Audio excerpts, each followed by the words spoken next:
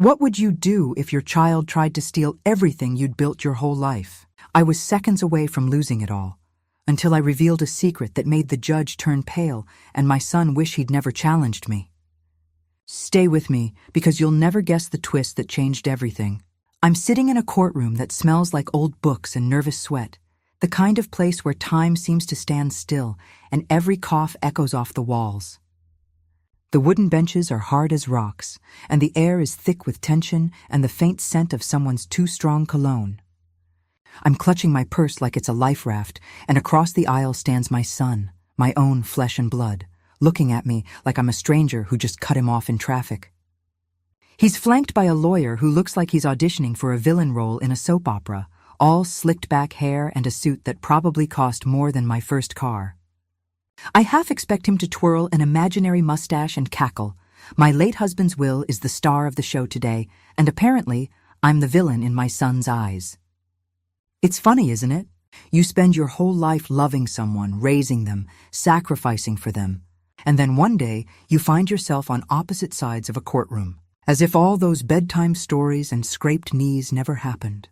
I keep glancing at him, searching for a flicker of the little boy who used to run to me with arms wide open, but all I see is a man hardened by greed and resentment. It's enough to make a mother's heart ache. The judge, a stern woman with glasses perched on the end of her nose, calls the room to order. My son's lawyer stands up, all confidence and charm, and starts spinning a tale about how I'm unfit to manage the estate my husband left behind. He uses words like irresponsible and wasteful, painting me as some sort of reckless spendthrift who's one shopping spree away from bankruptcy. I want to laugh, honestly I do. If only he knew how many times I've clipped coupons or patched up old clothes to make ends meet. But I keep my mouth shut because I know better than to interrupt a man who loves the sound of his own voice. Then it's my son's turn. He stands up, his hands shaking just a little, and points at me with a dramatic flair that would make any high school drama teacher proud. "This old woman only knows how to waste what she doesn't deserve," he says, his voice trembling with fake outrage. The words hang in the air, heavy and sharp, and for a moment I feel like I've been slapped. My heart pounds in my chest, and I wonder if anyone else can hear it. I almost laugh, because the whole thing is so absurd. This is the same boy who once cried because I wouldn't let him eat ice cream for breakfast. And now he's standing in front of a judge, trying to take away everything his father and I built together. The judge just nods, her face unreadable, and that lawyer grins like he's already spent my inheritance on a new yacht. I can practically see the dollar signs in his eyes. It's like I've stumbled into some alternate universe where up is down and right is wrong. Have you ever felt like the world was upside down? Like you're the only sane person in a room full of people who've lost their minds? That was me right then. I wanted to stand up and shout, "Are you all hearing this? Do you really believe I'm the villain here?" But I stayed seated, my hands folded tightly in my lap, because I knew I had to play the game by their rules. As the proceedings drag on, I can't help but let my mind wander. I remember the early days of my marriage, when my husband and I scraped together every penny to buy our first home. I remember the nights we stayed up late, worrying about bills and dreaming about a better future for our son. I remember the pride in my husband's eyes when he finally finished his will, making sure I would be taken care of if anything ever happened to him. He trusted me, he chose me to carry on his legacy. And now, here I am, being accused of squandering it all. I glance at my son again, searching for any sign of remorse or doubt, but his jaw is set and his eyes are cold. I wonder what happened to the boy who used to beg me for one more bedtime story, who used to slip his small hand into mine when he was scared. When did he become this man, so quick to judge and so eager to take what isn't his? I feel a pang of guilt, wondering if I could have done something differently, if I could have raised him to value family over fortune. But then I remember all the sacrifices I made, all the love I poured into him. And I realize that some things are simply out of our control. The lawyer drones on, listing every perceived slight and imagined mistake I've ever made. I tune him out, focusing instead on the steady rhythm of my own breathing. In and out, in and out. I remind myself that I am stronger than I feel, that I have weathered storms far worse than this. I think of my husband, his steady hand and gentle smile, and I draw strength from his memory. Finally, the judge turns to me, her eyes sharp and assessing. "Do you have anything to say for yourself?" she asks. I take a deep breath, steadying my nerves. I know that whatever happens next, I owe it to myself and to my husband to stand tall and speak my truth. Because if there's one thing I've learned in all my years, it's that you can't let other people define your worth, not even your own child. And so, with my heart pounding and my hands trembling just a little, I prepare to say the words that will change everything. Let's rewind a bit, because every story has a beginning, and mine started long before that courtroom showdown. My husband, God rest his soul, was a planner in every sense of the word. He was the kind of man who kept receipts for things we bought 20 years ago, just in case. He'd make lists for his lists, and he always had a backup plan for his backup plan. When he got sick, he sat me down at the kitchen table, the same one we'd shared for decades, and told me he wanted to make sure I'd be taken care of, no matter what. I remember the way his hand covered mine, warm and reassuring, as he explained the details of his will. He left everything to me, with a note tucked inside that simply read, "Because you always made our house a home." Sweet, right? I cried when I read it, and I still keep that note in my nightstand, folded and worn from all the times I've opened it just to feel close to him again. But apparently, my son thought home meant his future vacation fund. I suppose I shouldn't have been surprised. He'd always had expensive tastes, even as a child.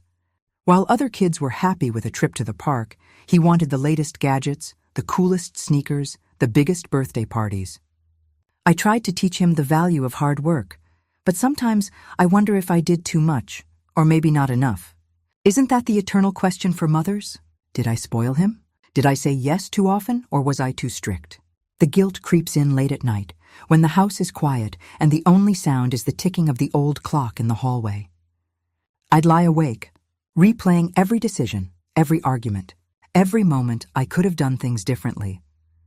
But then I'd remember all the scraped knees I kissed, the science projects I helped with, the times I stayed up late sewing costumes for school plays or baking cupcakes for class parties.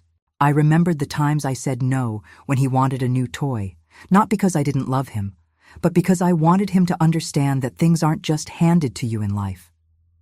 I wanted him to grow up grateful, to appreciate what he had, to know the satisfaction of earning something for himself. Sometimes I think he got it, and sometimes I think it went in one ear and out the other. But I tried. Lord knows I tried. After my husband passed, the house felt emptier than ever. I wandered from room to room, touching the things we'd collected over a lifetime together. The old armchair where he used to read the paper, the faded curtains we picked out on a whim, the kitchen table with its scratches and stains from years of family dinners. Every corner held a memory, and every memory was a reminder of what I'd lost. But I also felt a quiet strength growing inside me, a determination to honor his wishes and protect the life we'd built together. That's why, when my son started making demands about the will, I was caught off guard. At first, it was subtle, little comments about how the house was too much for me to handle, or how I should think about downsizing and enjoying life. Then it became more direct. He wanted to know about the investments, the savings, the property. He talked about maximizing assets and planning for the future, but I could see the calculation in his eyes. It wasn't about my well-being. It was about his own. I tried to reason with him, to explain that his father had made his wishes clear, but he wouldn't listen. He saw the will as an obstacle, something standing between him and the life he thought he deserved. I spent sleepless nights worrying, not just about the money, but about what it all meant. Was this my fault? Had I failed as a mother? I replayed every conversation, every argument, searching for the moment things went wrong. But the truth is, sometimes people make their own choices, no matter how much you love them. I realized that this wasn't just about money. It was about respect, about love, about standing up for myself, maybe for the first time in a long time. Sitting in that courtroom, I felt the weight of all those years pressing down on me. I thought about the sacrifices I'd made, the dreams I'd put on hold, the quiet strength it took to keep our family together through good times and bad. I thought about my husband's faith in me, the trust he'd placed in my hands, and I knew deep down that I couldn't let my son, or anyone else take that away from me. I had to fight, not just for the money, but for my dignity, for my husband's memory, and for the life we'd built together. It's funny, isn't it? We spend so much of our lives putting others first, making ourselves small so everyone else can shine. But there comes a time when you have to draw a line. To say enough, I realized as I sat there that I was done apologizing for who I was, for what I'd earned, for the love and care I'd poured into my family. I was done letting guilt and fear rule my life. This was my moment to stand up, to speak my truth, and to show my son and the world that I was stronger than they ever imagined. So, as the judge looked at me, waiting for my response, I straightened my back, lifted my chin, and prepared to fight for what was rightfully mine. Not just the money, but the respect, the love, and the legacy my husband and I had built together, brick by brick, year by year. And in that moment, I knew I wasn't just fighting for myself. I was fighting for every woman who's ever been underestimated, overlooked, or pushed aside. And I was ready. Back to the courtroom, where the air was so thick with tension you could practically slice it and serve it with mashed potatoes. I swear, the only thing missing was a thunderstorm outside and a dramatic soundtrack. The judge, who had been shuffling papers and glancing over her glasses at me, finally looked up, her eyes sharp and expectant. My son's lawyer, still wearing that smug little smirk, leaned back in his chair like he was already planning his next big case, or maybe his next big purchase, courtesy of my husband's hard-earned money. My son, meanwhile, sat stiffly, his jaw clenched, his eyes darting between me and the judge. I could almost hear his thoughts. She's got nothing. She's going to fold, but I didn't fold. Not this time. I took a deep breath, feeling the weight of every sleepless night, every whispered prayer, every moment of doubt and worry. I thought of my husband, of the life we'd built together, of the promise I'd made to protect what we'd created. And then, with a calm I didn't know I had, I looked the judge straight in the eye and said 3 words that changed everything. Check the video. For a moment, the room was so quiet you could hear the clock ticking on the wall. The judge's eyebrows shot up so high I thought they might disappear into her hairline. My son's lawyer's smirk faltered, just a little, and my son, well, his face drained of color faster than a cheap hair dye in the rain. He looked at me like I'd just pulled a rabbit out of a hat, or maybe a skeleton out of his closet. You see, my husband, bless his suspicious, detail-oriented heart, had always been a step ahead. He was the kind of man who double-checked the locks before bed, who kept a flashlight in every room just in case, and who never trusted anything important to memory alone. So, when it came time to update his will, he decided to leave nothing to chance. Unbeknownst to most, he'd installed a small camera in his study, tucked away on a bookshelf between a dusty old copy of War and Peace and a ceramic owl I'd always hated. On the night he signed the will, he recorded a message, just in case anyone, especially our son, decided to challenge his wishes. I'd found the video by accident, really. I was cleaning out his study one rainy afternoon, sorting through papers and keepsakes, when I stumbled across a flash drive labeled, in his neat handwriting, "For emergencies only." At first, I thought it might be some old tax documents or maybe a backup of his favorite recipes. But when I plugged it into the computer and saw his face on the screen, clear as day, I knew he'd left me one last gift, a way to protect myself. And his legacy, if things ever got ugly. The judge, now fully alert, asked the bailiff to bring over a laptop. My hands shook a little as I handed over the flash drive, but I felt a strange sense of peace, too. I'd done everything I could. The rest was up to fate and my husband's words. The video flickered to life on the courtroom's small monitor. There he was, sitting at his desk, looking a little tired, but still every bit the man I'd loved for so many years. He cleared his throat, glanced at the camera, and began to speak. "If you're watching this," he said, "it means someone is contesting my will. And if that someone is our son, well, I'm not surprised." He paused, a wry smile tugging at the corners of his mouth. "Son, if you're listening, I want you to know that your mother is the heart of this family. She's the reason we had a home, not just a house. She's the one who kept us together, who sacrificed, who loved you even when you made it hard. I left everything to her because she deserves it. If you're trying to take that away from her, it's because you care more about money than family. And if you're watching this, son, shame on you. The silence that followed was deafening. I glanced around the room, watching as the judge's face went from pale to pink, her lips pressed into a thin line. My son stared at the screen, his eyes wide, his mouth slightly open. The lawyer for once had nothing to say. I almost felt sorry for them, almost. My husband's words hung in the air, heavy and undeniable. There was no arguing with a man who'd spoken from the heart, who'd made his intentions crystal clear. The judge cleared her throat, her voice a little shaky as she addressed the room. "Well," she said, "I think that settles the matter." She turned to my son, her gaze steely. "Your father's wishes are clear. This court will honor them." I let out a breath I didn't know I'd been holding. Relief washed over me, mingled with a bittersweet ache for the man I'd lost and the son I barely recognized. But mostly, I felt proud of my husband for thinking ahead, proud of myself for standing my ground, and proud of the life we'd built together, even if it hadn't turned out exactly as I'd hoped. As the courtroom emptied, I caught my son's eye. For a moment I saw a flicker of the boy he used to be, the one who needed me, who loved me, who trusted me. But it was gone in an instant, replaced by anger and embarrassment. I didn't know what the future held for us, but I knew one thing for sure. I'd done right by my husband and by myself. Mic drop. The judge ruled in my favor, of course. I wish I could say I felt nothing but triumph, but the truth is, it was a cocktail of emotions, equal parts heartbreak, relief, and, yes, a little bit of pride. My son stormed out of the courtroom, his face red and his jaw set, not even glancing back at me.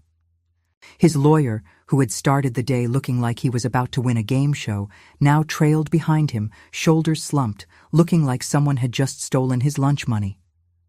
I almost felt sorry for the man, almost. But then I remembered the way he'd smirked at me, and I decided he could survive a little humility. As for my son, well, that was a different kind of ache. Watching him walk away, I felt the sting of 1,000 memories. Birthday parties, scraped knees, late-night talks about dreams and fears.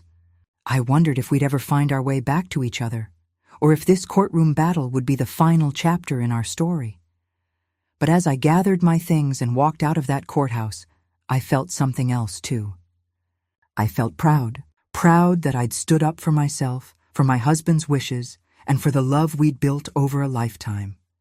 Proud that I hadn't let guilt or fear, or even the heartbreak of a fractured family, keep me from doing what was right. I realized, maybe for the first time in a long time, that I was stronger than I'd ever given myself credit for. And let me tell you, ladies, that's a feeling worth savoring. When I got home, the house felt different. Lighter somehow. The shadows that had lingered in the corners since my husband's passing seemed to lift, just a little. I kicked off my shoes, poured myself a generous glass of wine, and put on my favorite oldies playlist. And then, right there in the middle of my kitchen, I danced. I danced like nobody was watching, because, let's be honest, nobody was. I twirled around the linoleum, laughing at myself, feeling the years melt away. For a few precious minutes, I wasn't the woman who'd just survived a courtroom drama. I was just me, free, joyful, and alive. Of course, the next morning, my knees reminded me that I'm not 20 anymore. But you know what? It was worth it. Sometimes you have to remind the world and yourself that you're still here, still kicking, and still capable of a little magic. In the days that followed, I found myself reflecting on everything that had happened. I thought about my husband and how he'd always believed in me, even when I doubted myself. I thought about my son and the choices he'd made and the ways I might have contributed to the man he'd become. I thought about forgiveness, how it's not just something you give to others, but something you have to give yourself, too. I realized that standing up for myself wasn't just about the money or the house or the will. It was about reclaiming my own worth, my own voice, and my own story. And because life has a sense of humor, I also found myself fielding calls from relatives I hadn't heard from in years. Suddenly, everyone wanted to check in and see how I was doing. My cousin Linda, who once tried to sell me questionable diet pills at a family reunion, called to offer her support. My sister-in-law sent a fruit basket so large I had to give half of it to the neighbors. Even my old friend Marge, who's never met a piece of gossip she didn't like, showed up at my door with a casserole and 1,000 questions. I couldn't help but laugh. Apparently, nothing brings out the family like a little drama and a lot of money. But through it all, I found myself surrounded by love, real, genuine love. Friends who showed up with hugs and laughter, neighbors who offered to mow my lawn or bring in my mail, even the mailman, who'd heard something about a court case, gave me a thumbs up and a wink. It reminded me that no matter how tough things get, we're never truly alone. There's always someone in your corner, even if it's just the lady down the street who makes the world's best banana bread. And so, as I sit here now, glass of wine in hand and music playing softly in the background, I want to ask you, have you ever had to stand up for yourself when it mattered most? Have you ever faced a moment when you had to choose between what was easy and what was right? Or maybe you've got a family story that's just as wild as mine, because let's be honest, we all have at least one. I'd love to hear it. Share it in the comments, because your story matters too. And if you enjoyed this little slice of my life, don't forget to hit that subscribe button. Around here, we believe every woman deserves to have her story heard, and maybe a little justice too. Because life isn't just about the battles we fight, but the laughter we find along the way, the love we hold on to, and the strength we discover in ourselves. So pour yourself a glass, put on your favorite song, and remember, you're stronger than you think, and your best chapters are still ahead. Here's to us. Ladies, may we always find the courage to dance in our kitchens, no matter what life throws our way.